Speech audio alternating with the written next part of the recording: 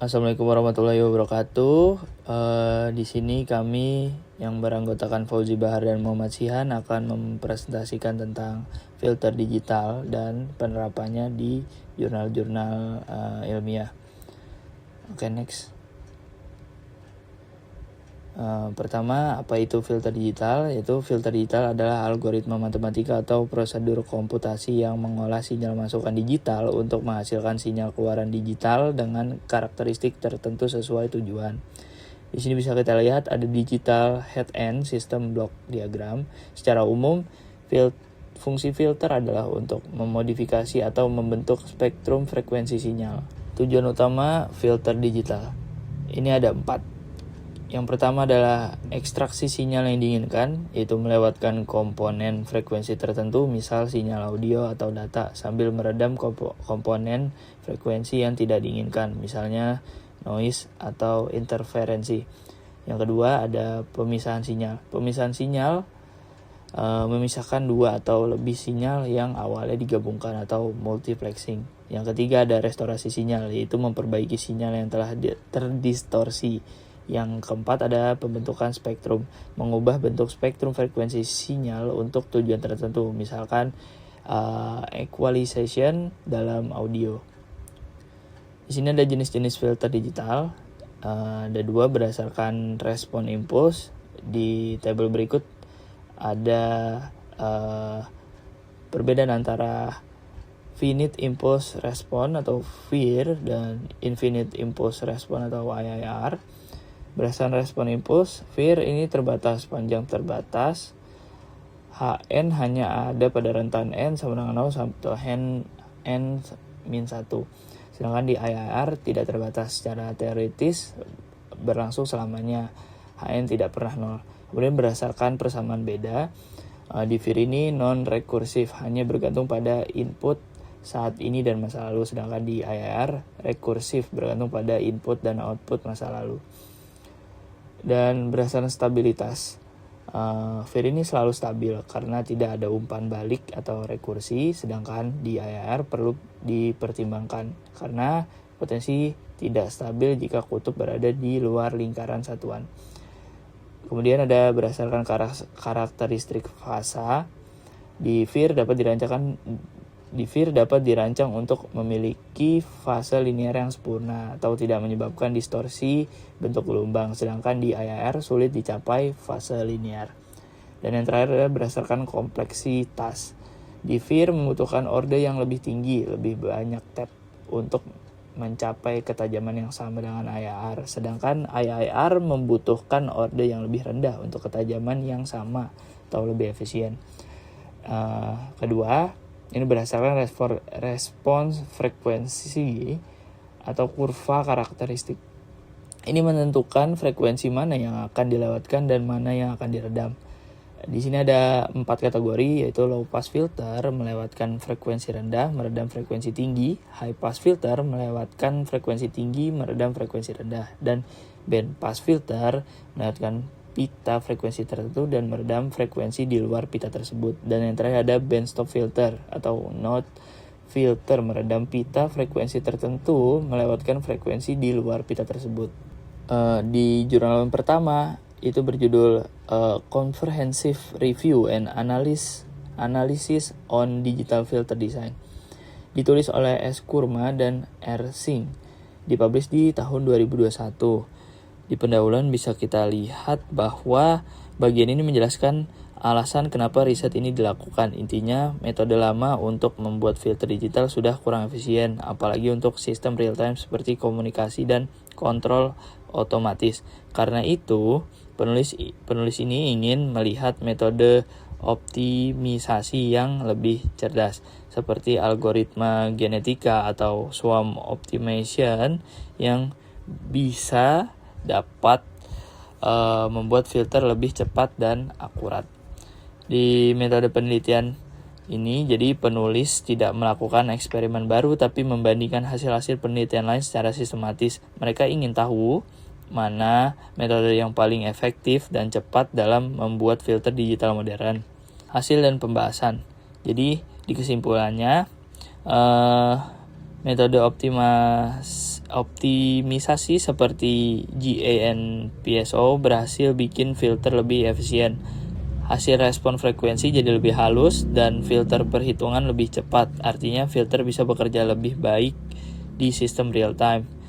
Nah, di kesimpulan dari rekomendasi, bagian akhir ini menekankan bahwa ke depan filter digital akan semakin cerdas. Jadi metode optimisasi seperti GA dan PSO bisa dikombinasikan dengan kecerdasan buatan atau AI untuk meningkatkan efisiensi.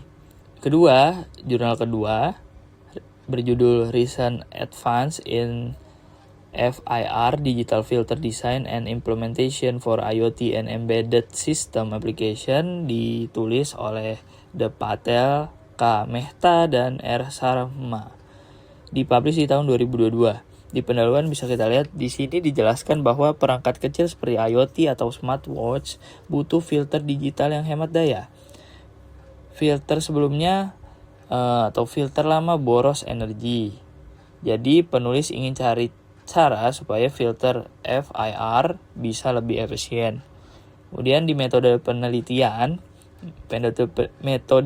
ini dilakukan langsung di hardware, bukan hanya simulasi di komputer saja. Mereka menggunakan dua teknik, yaitu multi-rate untuk efisiensi data dan clock gating supaya konsumsi daya berkurang atau lebih hemat daya.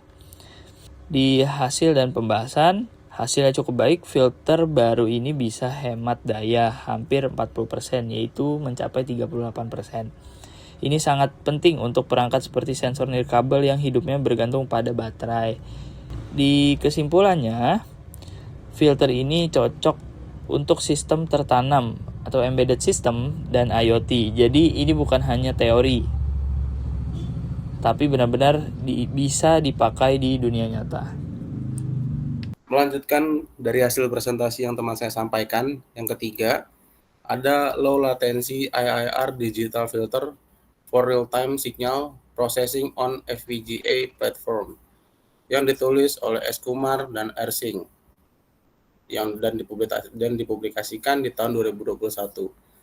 Pada pendahuluannya, penelitian ini berangkat dari tantangan besar dalam bidang pemrosesan sinyal digital, yaitu bagaimana meminimalkan latensi atau waktu tunda ketika sinyal diproses secara real time. Dalam sistem komunikasi modern seperti radar, audio streaming, dan kendali industri, bahkan keterlambatan beberapa mikrodetik saja bisa berdampak besar pada kinerja sistem.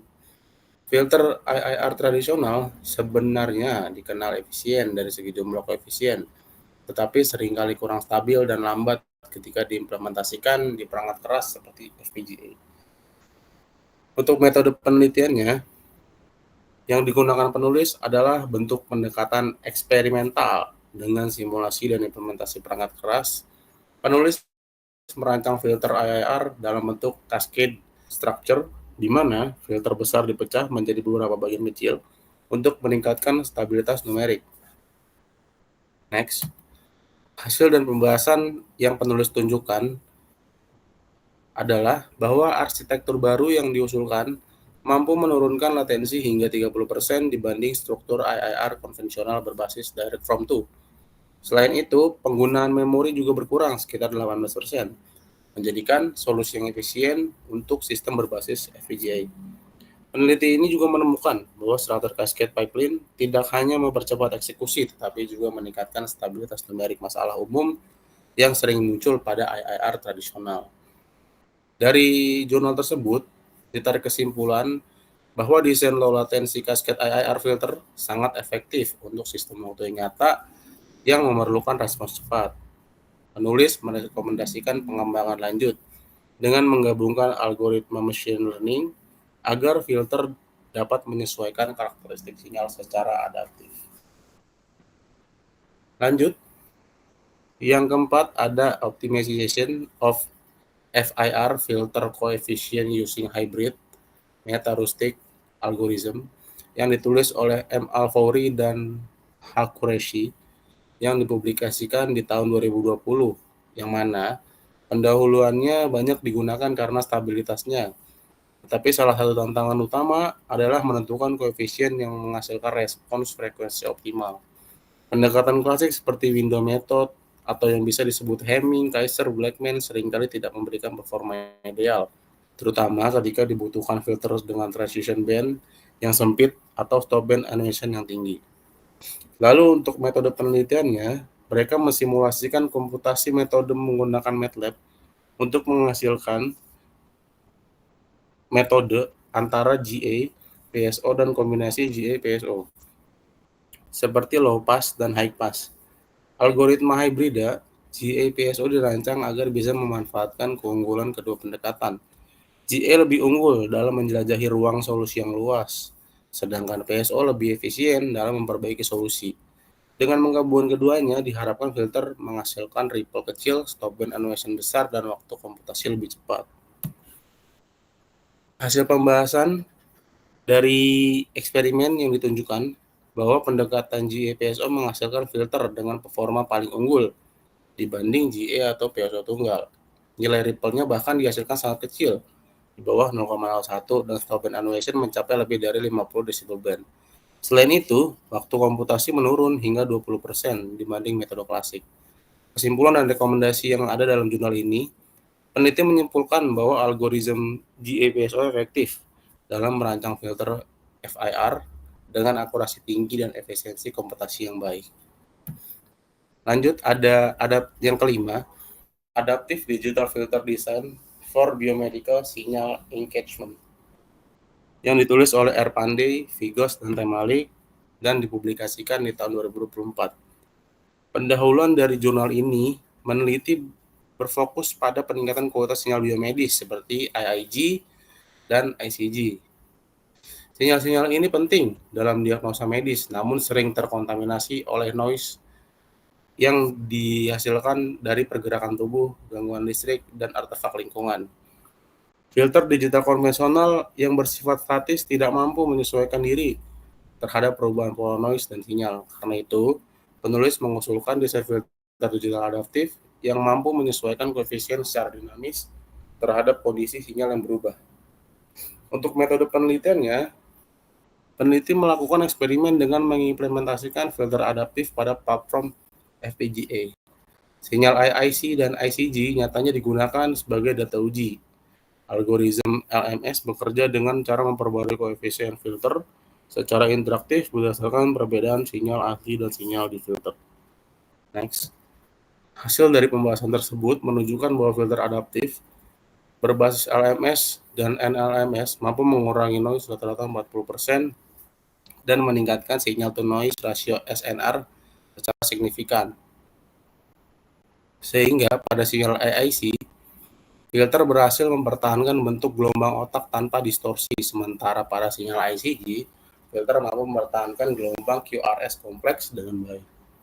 Kesimpulan dan rekomendasi yang ditulis oleh penulis menyimpulkan bahwa filter adaptif LMS dan NLMS merupakan solusi ideal untuk meningkatkan kualitas sinyal biomedis secara real time.